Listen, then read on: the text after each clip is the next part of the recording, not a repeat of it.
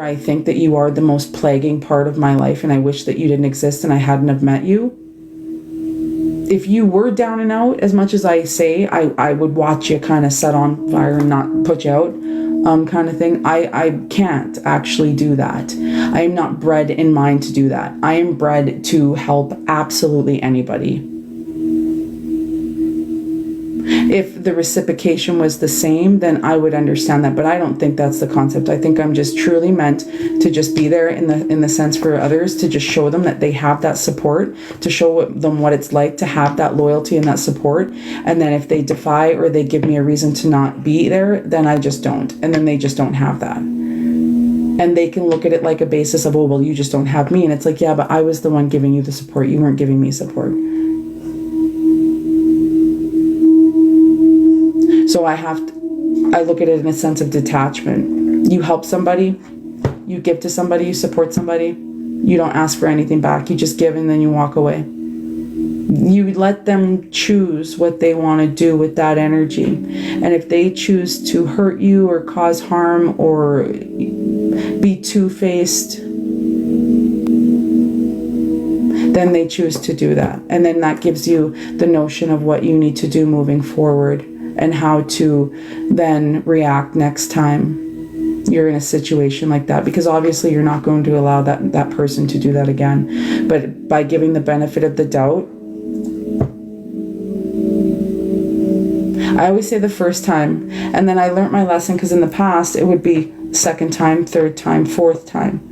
And then you do get to a certain point in your life where you're just like, no, the first time is enough. I'm good. I don't have a second in me or a third or a fourth or a fifth. Nor do I think that I should, because I respect myself enough and love myself enough to not. Being in a city where I feel like it is like a really just...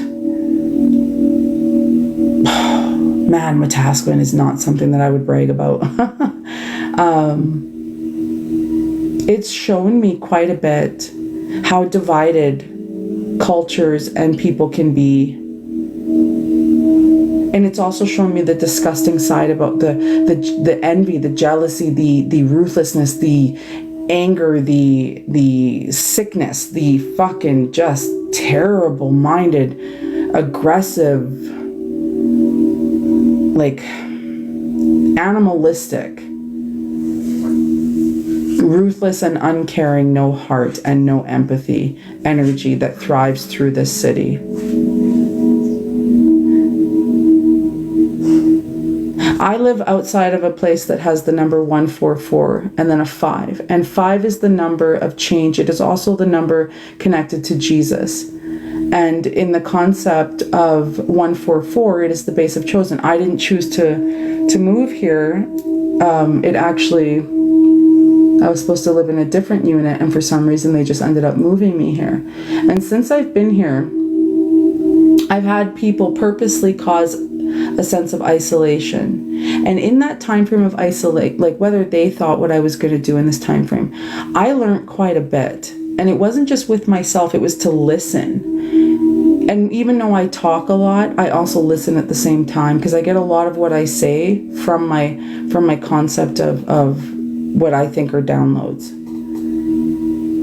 And I genuinely feel like there are people who just don't listen. Like, you don't listen to that voice in mind, and it's your voice. It's kind of like thinking that you have the mind, the body, the soul. That's why they say there's 3, because there's 3 within one. So you have the mind. The mind is what energetically and neurologically runs the motor skills all over your body and gets everything igniting, the blood pumping, the physical, the humanic, whatever, the Homo sapien side. I always say humanic. And then you have the body, right, which is the temple. That is your vehicle. And then the soul is the lithium battery that turns everything on. So how else do I explain that? Mind, body, and soul. So the 3 aspects within one, it makes you to have to understand that you have to balance it out within the 3. So your body has to be in the concept of balanced, your mind has to be in the concept of balance, and so does your soul. And if all 3 are not in balance, then you're out of whack. It's like when your chakras are out of whack. or if you have like high addictions or overindulgence of anything mental, like obsessions of any kind, it causes you to be out of whack.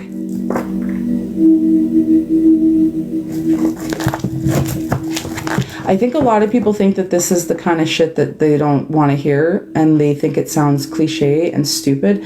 And I think a lot of people would rather it be that I talk about your exes and how they did you this and how they did you that, and the same as like I get stuck in that loop too, where I just want to be like fuck you kind of thing and everything. And then I start to think to myself, this is literally just an experience, and then I die. So I'm not really focused on the aspects of these people anymore, even my family. And I'm looking at them like, you know, this is, I know you, I've understood you, I've loved you, and I've kind of grown in the sense from you. And then one day I will die, whether I'm young or whether I'm old.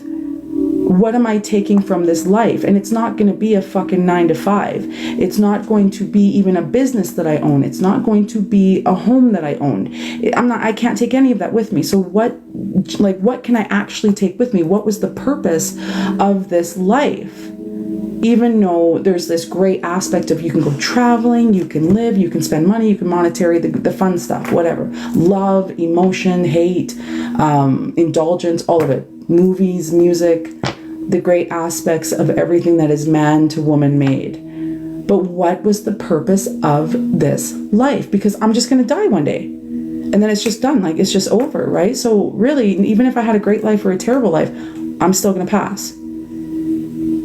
So I started thinking to myself, well, what was the main purpose here? And I started kind of looking at monks too, right? And how they're always within mind and they're always trying to like connect. And then you look at other areas, they're always trying to connect to the concept of a higher power and being able to have that almost like release where you're limitless, but at the same time you're weightless within mind, if you understand what I'm saying, which means that you are detached fully in a world of attachments. And then the soul aspect of the journey was truly just to have a human experience. Because when we are passed on, if you are just a soul, and people believe in the concept that it's just a soul energy, well, you have no body, you have no emotions, you have no hair, you have no material, you have nothing like that. So the whole purpose of this life, even though it's a concept of making us think that it's this hard working and slaving and oh my God, when yet all we were supposed to really do was be this energetic ball inside of a body and getting to be human. That's literally what the concept of this life was about. And I know that sounds crazy because it seems so basic and just simple, like that's it, you're supposed to just be human and live. Because again, when you die and you are just now this energy, whether people again believe that a soul leaves the body and you're now just this energy, it tells me that you were here just to be human. That's it. So I believe the reason why we are stuck in the way that we're stuck is because of the concept of people wanting the work and then monetary. But if you looked at it from a base of the beginning of time, where it was just like tribes and just kind of like even right down to cavemen, there was no concept of that. It really was just being human and just exploring and understanding the earth and living with the animals. And yeah, it sounds like a hippie based thing, but that's honestly what I believe we were actually meant to do. Is it fantastic that we created so many things as human, that we created the concept of all these different cool options and objects and items and technology? But at the same time, look what it's also done for the negative, right? The pros and cons. So are we actually living our lives, or are we just kind of living and then passing without the concept of actually having a human experience as a soul? And so in your mind, you might think your human experience is material. You might think your human experience is getting the 9 to 5, getting married, having kids, doing the concept of what everybody does for the most part.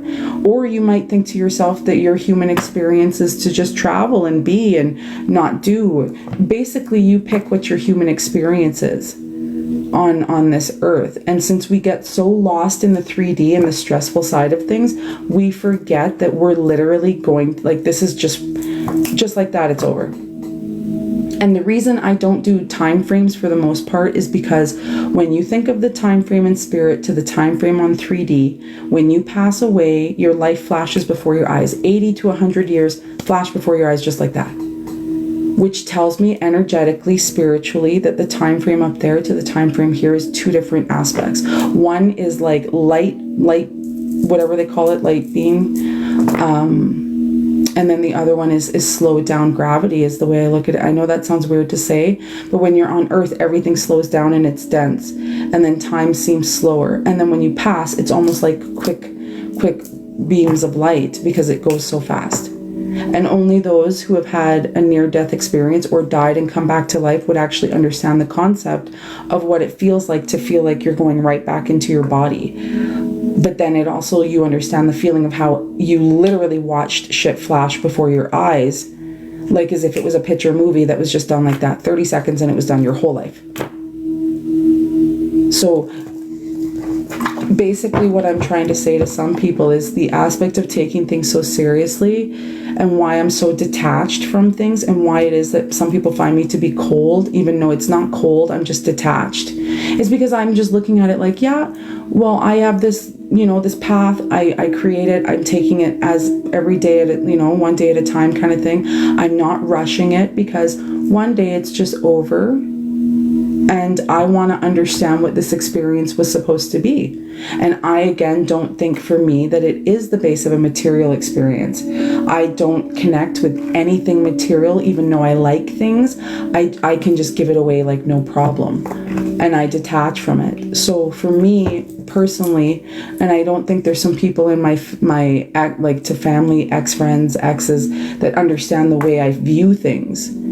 And why it is I'm able to just kind of detach in a way where I'm like, I don't, like there's nothing there in the concept of me giving a shit anymore. Like you frustrated me because I'm passionate and I don't like when people bully people.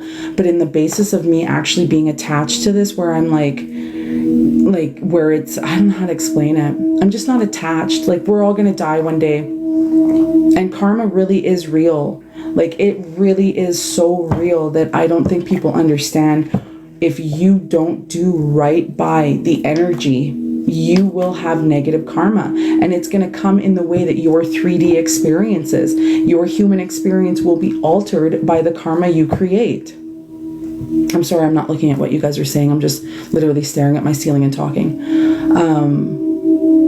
And it kind of bothers me that some people don't really look at it like that, because again, we worry so much and we're so stuck in this like world, and it seems so real, and it is, but at the same time, we are literally going to pass away one day and then it's done. And then we just transition and go back into another body. And like the Buddha in certain areas believe, like I have this book here, anyways, The Magic of Buddha. Anyways, where I'm going with this is they believe that some people who do really bad in this life as a human and their experience, and they choose to use it to victimize other people like really bad, or keep things or prolong people's happiness, or just do bad things. They actually come back as an animal in their next life, an animal that gets abused, because usually animals have no say, right?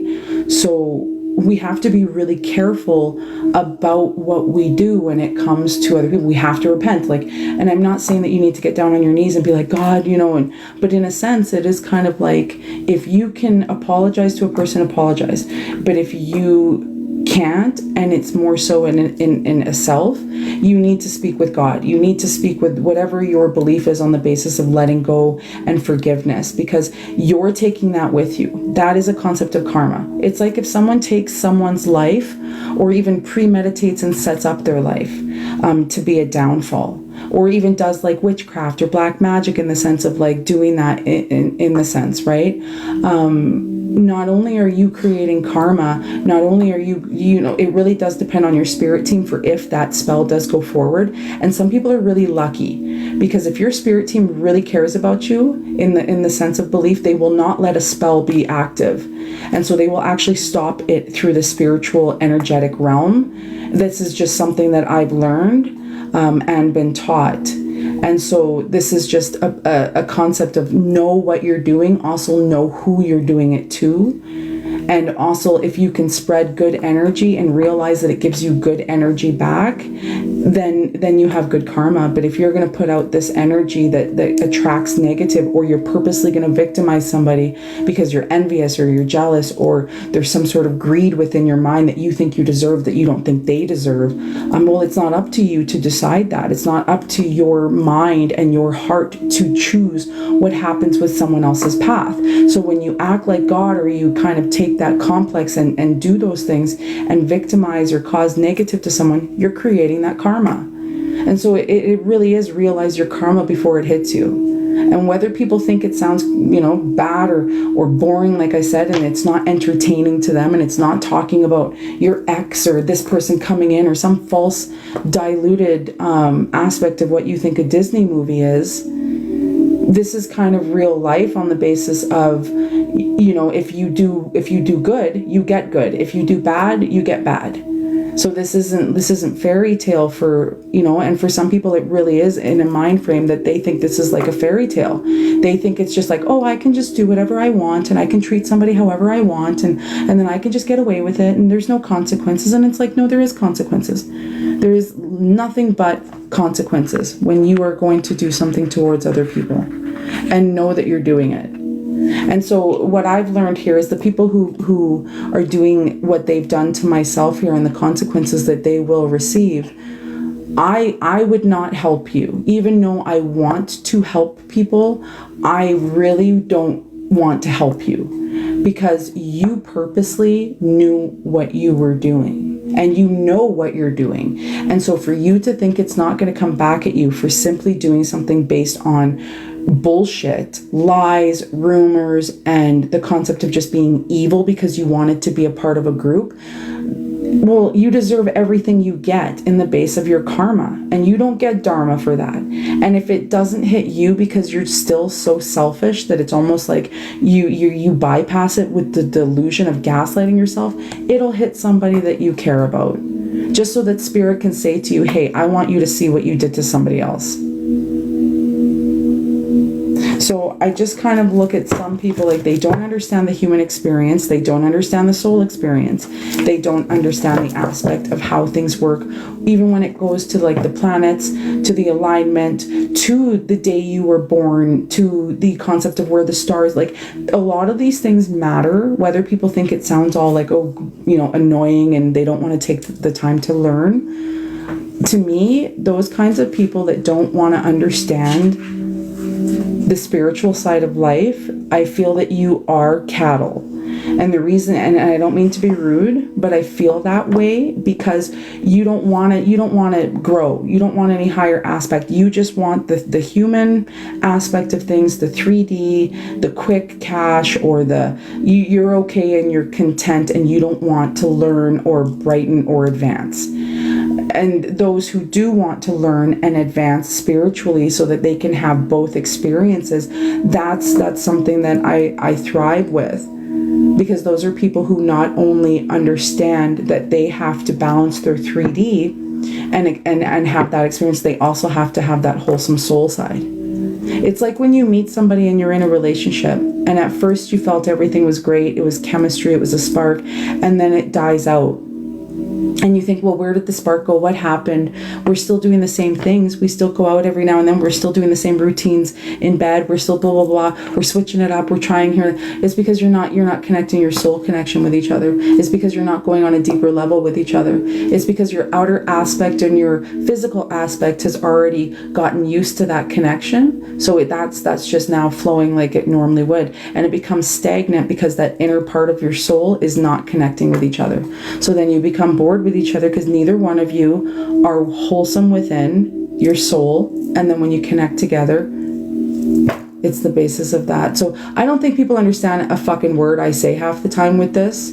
I don't think people understand a basis of when someone speaks about this, unless you're someone that can really look at a person and divide the concept of emotional, physical, and the concept of spirituality.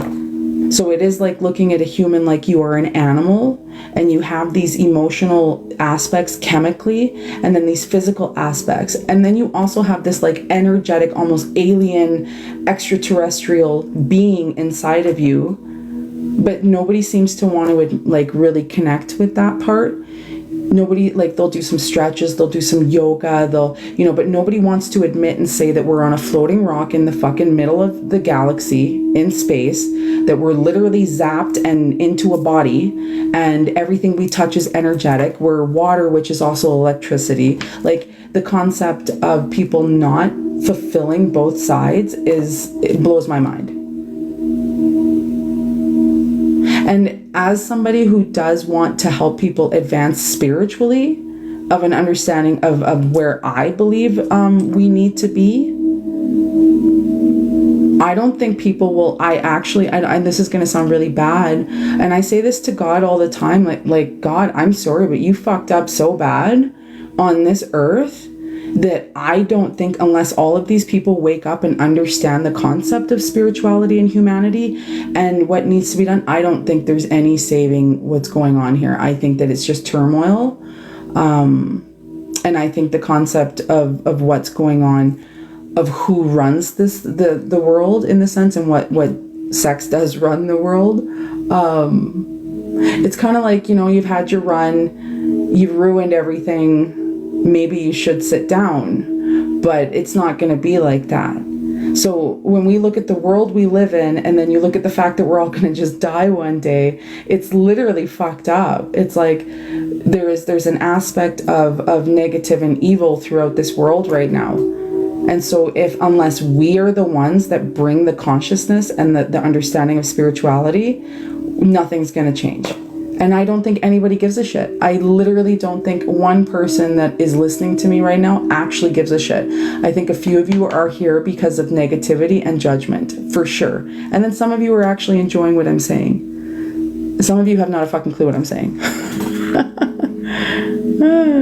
Some of you have, think that I've just spoken a bunch of gibberish.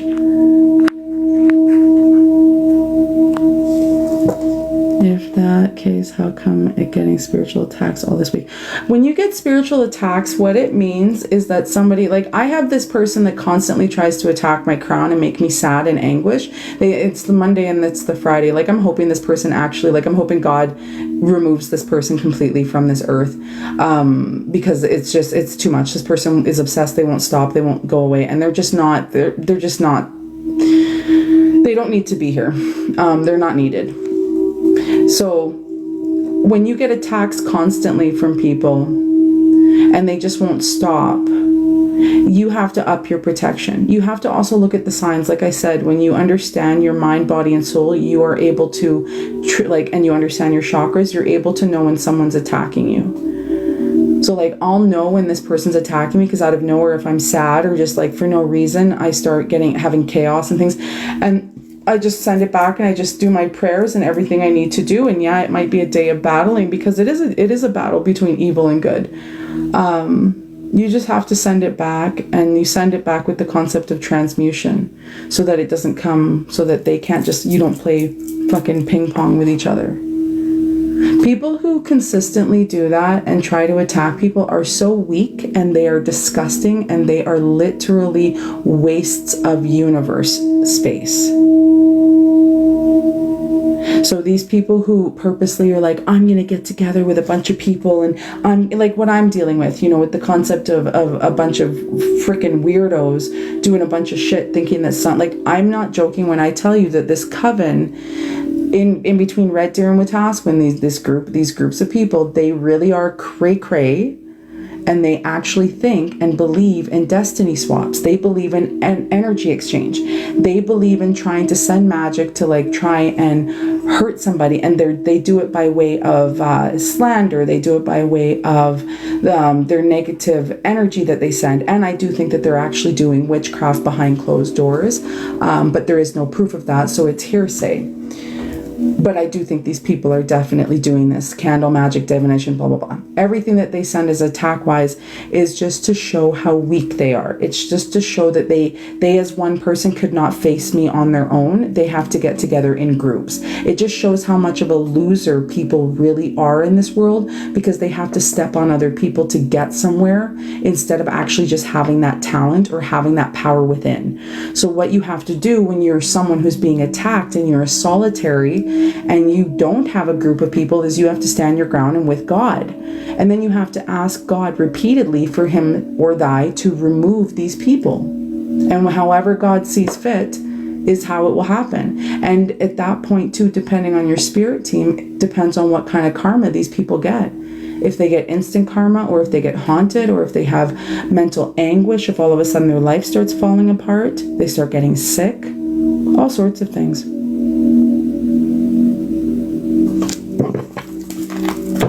You know, and I look at some people like, because mine is the Egyptian ancestral as well as Hebrew, because I am Djiboutian and then I am also British, so half white and half black. In the basis of my ancestral lineage goes back very, very far. And so my ancestors would be probably some ruthless people. And then on my British side, British people can be pretty ruthless as well. Plus I've got Irish and Scottish in me. So when I look at it that way, genetically on that part, that's a dynamic of ancestors that would stand their ground for me in the belief of things. Then if I look at it from the aspect where I believe that we're all magic, I'm an O negative, I'm a universal donor. There's the concept that they think that we connect to the fallen angels or possibly the Nephilims or the Anunnaki. So I could look at it as a basis of that those could be my ancestors, which would be the concept of also giants and extraterrestrials. So I kind of look at some people like, yeah, I think that some weird shit might happen in your life for making the decision to like do weird shit to me. Yeah. For making the hasty decisions to try and do some stuff. I wouldn't be surprised if there's some people who get some like really weird karma, or like some paranormal fucking karma. Like just before I got on this live, I was doing my prayers and I literally had to kill 2 flies and all my windows are closed. And they're big suckers too. And one of them hit me right in the side of the face. As I was saying a certain phrase and a certain psalm in my prayer. And so I know these people are evil, especially this fire sign. I know these people are genetically like evil in heart and in soul, as well as I know that these people have attachments. And when you are someone that's constantly giving your body to other people, plus addictions and substance, plus your heart is just negative and you're stealing and you're scamming and you're lying and you're cheating, you really do become somebody that is demonic within spirit. Your spirit is dirty, very tainted. Very, very bad. And again, whether people believe in it or not, there's a reason why we have so many religious things around the world. There's a reason why they hide so much in the Vatican. There's 52 miles of information that has not been disclosed to the world.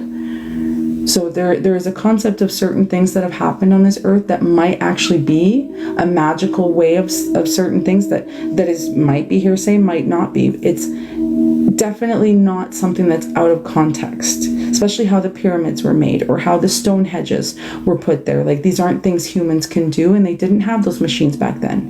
And even in certain artifacts, you can see that they had statues of astronauts in times where it was like the biblical times. So you know what I'm saying? Like there's definitely something going on that we're not aware of. And I think that people need to start waking up to the concept that whether you think that the world is just a house and a job and money, it is really so much more than that. Again, I remind people, we are a bunch of aliens stuck on a rock in the middle of space. And then there's the aspect of, do we actually know we're in space? Because all we do is look up and see a blue sky or a dark sky with stars. We have not a clue. We've never left.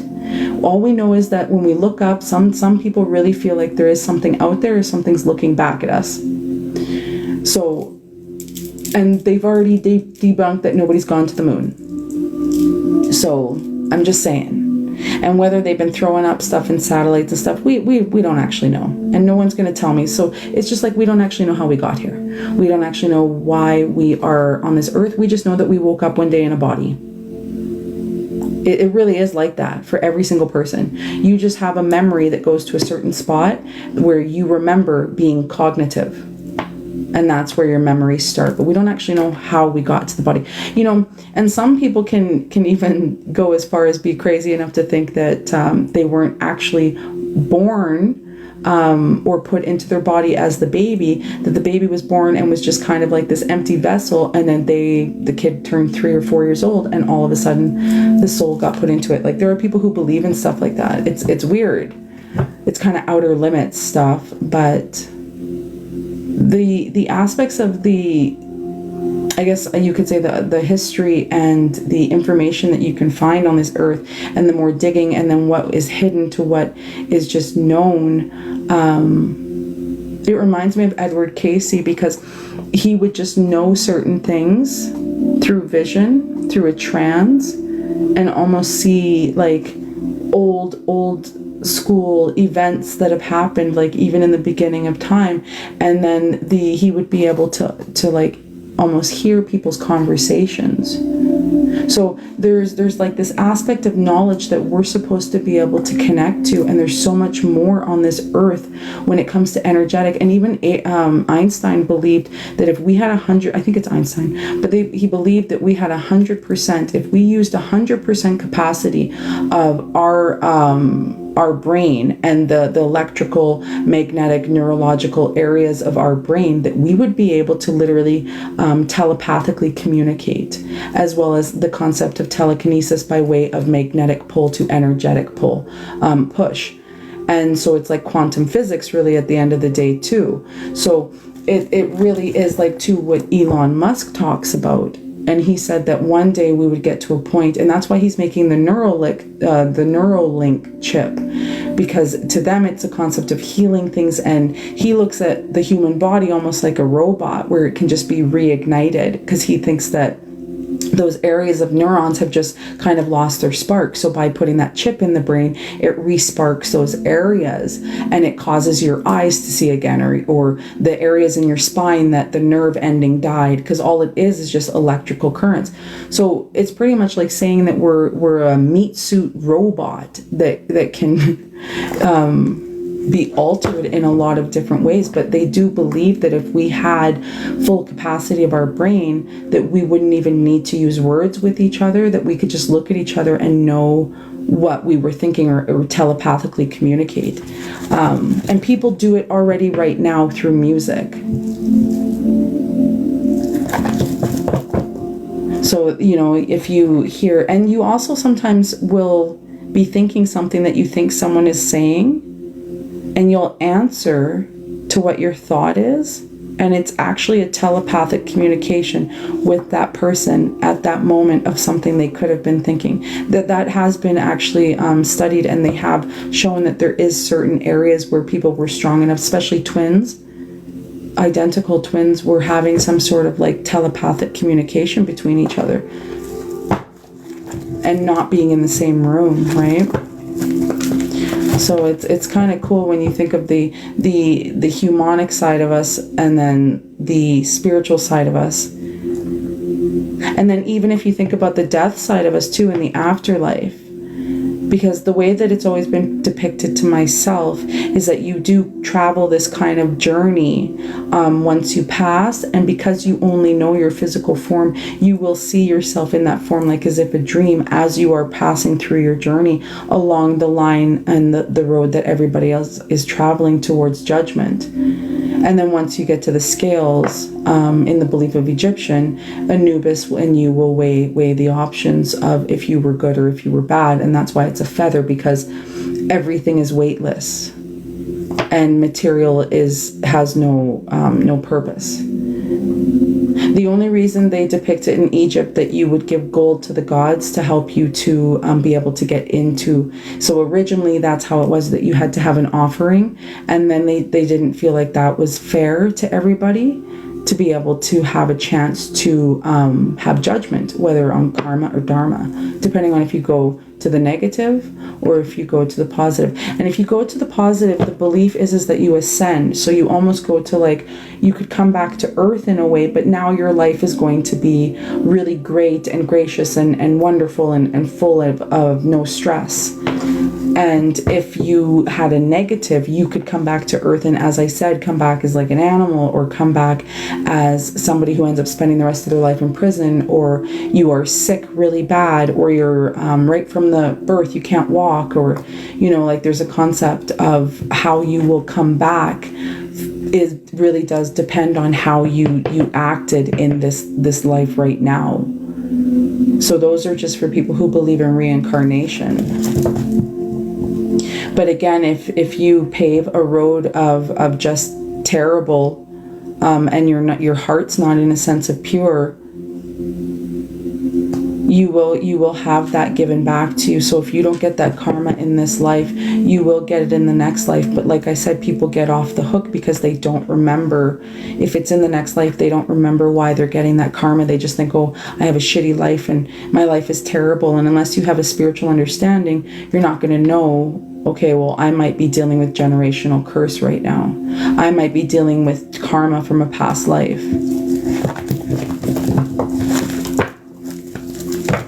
I'm good. How are you? I'm just talking because I can't. I'm tired. Or well, I'm tired, but I couldn't sleep. And I'm just talking. And my 2 readings haven't come forward yet, so, and I don't think that they're going to, because I think I got the times wrong. Because it's Australia, and I always get the fucking times wrong when it comes to Australia. But that's okay, I'll message them. You can just do it through Google. You can just do it through Google. I'm just talking because it's fun to talk, and there's some people who just lie there and listen. And then again, I'm just at a point where I'm not giving the negatives time and space to be as disgusting as I think they are. And I'm just staring at Sagittarius and Scorpio when I say that, side by side. I just don't like these people. I used to really, really care about these people. And now I'm just like, like, why did I do that? So as much as I would still help somebody if they were like down and out or needed understanding of spiritual, if they were going like through a dark night of the soul kind of thing, I would give some tools. But like actually having access or like being around people's energy like that, no. I feel like these energies are very much like vampire-ish energies. People who purposely like drain. And then I don't like the certain energies that they come in and you help heal them, or you help them to understand a portion of their life that they need to work on, and then they heal that aspect, and then they give no sense of like kindness back, and then they just take and go. I don't like those people because they're opportunists. And if you're going to be an opportunist, start a business. If you're going to be an opportunist, be a salesman, not in a relationship with a person. You know what I mean? Don't be an opportunist in a relationship, because you're dealing with somebody's, like, it's different when you're dealing with a person and a soul. That's where karma comes in. It's not a matter of if it's just a business or it's an object and there's a downfall with that, you're not creating karma, because there's no residual pain, there's no leftover energetic mark, right? In this case, you're not harming someone, you're not hurting someone, you're not changing their aspect of who they are, you're not traumatizing someone. But if you do that to someone, that's where your karma comes in. That's where karma is created. But yeah, if you start a business and it doesn't work, or if you get fired from a job, or if you crash your car, or something, or hit a fender bender, and of course, as long as you didn't hurt anybody in that aspect, you're not going to get karma for that. It's almost accidental in a sense, excuse me. Now, there is the other part too, though, that if you do someone dirty, like let's say you do someone real dirty, like you possibly try to end their existence. It might take 20 years, but all of a sudden it's going to creep up on a person like Final Destination. And then that'll be the way. And then that's usually when people are like, oh, it happened so quick. I don't know what happened. It was a fluke accident. Some people think it's a fluke accident, but it's not. It's not a fluke accident. You know what's crazy? This one time, because I always thought my family member just hates me. And I was driving with this ex, and just as the words came out of my mouth that I thought my family member was trying to off me, I said those words and a deer hit us. Like, I'm not even joking. A deer came running across the road and hit the side of the car and then flopped over the car and then kept running. And we were on Taylor in Red Deer. And I just remember thinking to myself, like, what better way for the universe to give you a notion of like truth, right? And like, it's signs absolutely everywhere. I know that's a very dynamic one to use to talk about a sign, but it was truth. It was like I said it and then it happened, almost like the universe was just saying, yes, this is accurate. And you never know when it can happen, right? So I kind of been thinking to myself too, with the sense of like growth and spiritual and moving forward, and then the fact that we go through this journey and then we pave it and then we pass. And I was just like, why it's not worth kind of taking so seriously. Like, everybody wants to have comfort and the stability and the security of the sense of being taken care of or taking care of yourself, but taking everything so freaking seriously. And I thought to myself, I'm getting so passionate, I'm getting so worked up of these people that I don't care about. They have nothing to do with my life. They're just creepy weirdos that will not leave me alone and that just want vindictive and vendettas and then here in Wetaskiwin, just this group of people, they're just, something's fucked in the head. They're just getting paid as well as they're fucked in the head. And I started thinking to myself, like, I could pass tomorrow. I could pass today. I could pass in my sleep. Someone could break in and I could pass, or something, you know what I mean? And so I'm like, I'm just not going to take this fucking seriously anymore. I'm like, in the basis of understanding like spiritual and keeping my sense and my vessel calm and my vessel happy in the sense in my mind. Yes, while I'm here on this earth, but I'm just not going to care about like what other people say, do, or almost like need. You know what I mean? Like, I'm open to like readings and things and like free questions, like when I come on here. But when I think about these people, I think that they think, like, especially if you guys are in my live right now too, the people who know I'm talking about them, I think that you guys thought that I would be like really sad without you, and I realized how peaceful my life is and how I'm not an angry human being until I'm talking about you guys. And I'm not triggered until I'm talking about the problem thing. And it's because not one of them have ever apologized. I've never gotten a sense of closure on the things. And so I realized, you know what? I'm the one that was just like kind of connected. And I'm still going to talk about my story. I'm still going to talk about the aspect of avoiding a murder. I'm still going to talk about the concept of achieving the things that I've done out of the things that have happened to me and the growth that I've had in my life from where, especially with the things that have been done to me from where I was to where I am now. But to like actually be so consumed with the chaos of giving a shit of what these people have done to me, I just don't care anymore. Because I would look at it this way. Karma never forgets an address. So no matter what you do to me, I always have to be the one to deal with that. So I'm going to deal with it accordingly. That just works for me, which is like, I'm going to let it go. I don't give a shit about you. You don't matter kind of thing for these people. And then the basis of like how it affects me in other ways, I'm just not going to let it. It's just, it doesn't matter. So the more and more that they keep doing, because when you're working with a narcissist or a bully, the saying is if you don't let them build the fire, it dims out and you become boring to them. You're not prey. You're not the toy that they can play with kind of thing. So I just started thinking, okay, because usually I would call a narcissist out and I would go straight for their childhood, and which would really annoy them. And then with narcissists, as long as you embarrass them about something, they'll change it because they're so worried about what people think about them. They'll change it because then they're embarrassed by it, right? And of course they can't have that because they genuinely don't actually love themselves. And they need people's opinions and the love of other people to make them feel like they are whole, or the love of like material items to make them feel like they are superior or they are someone in this world. And again, the reason why I keep telling people, you know, your biggest sense of what's going to give you the highest level of achievements is connecting with your soul side, because nothing that you have in this world can you take with you, but everything to do with your soul being fulfilled and advanced, you can take that with you to the next and to the next and to the next. And the aspect is you becoming like an ascended master by the end of it. I kind of look at it like some people don't take the time to see like the bigger picture, and they think the bigger picture is, you know, for some people it's the 5 kids, it's the house, it's the husband, it's or like I said, it's the person who travels, or it's the person who owns their own business, or it's the person who wants to run a marathon. But the bigger picture at the end of the day, when we're all on our deathbed, is like, what was my life?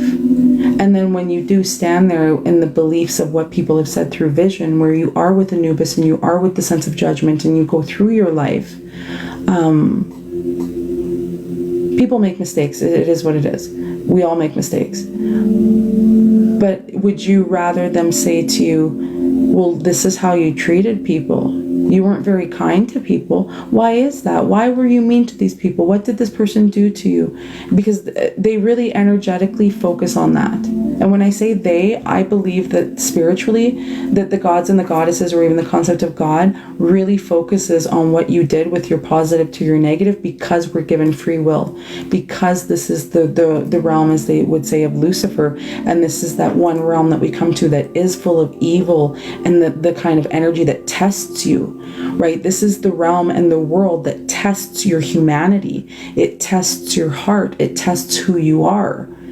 And so we are given that notion of, are we going to do good or are we going to do bad? And I don't mean like, you know, you can have sins, you can drink, you can do party, you can whatever. But like, if you hurt somebody intentionally, you know what you're doing.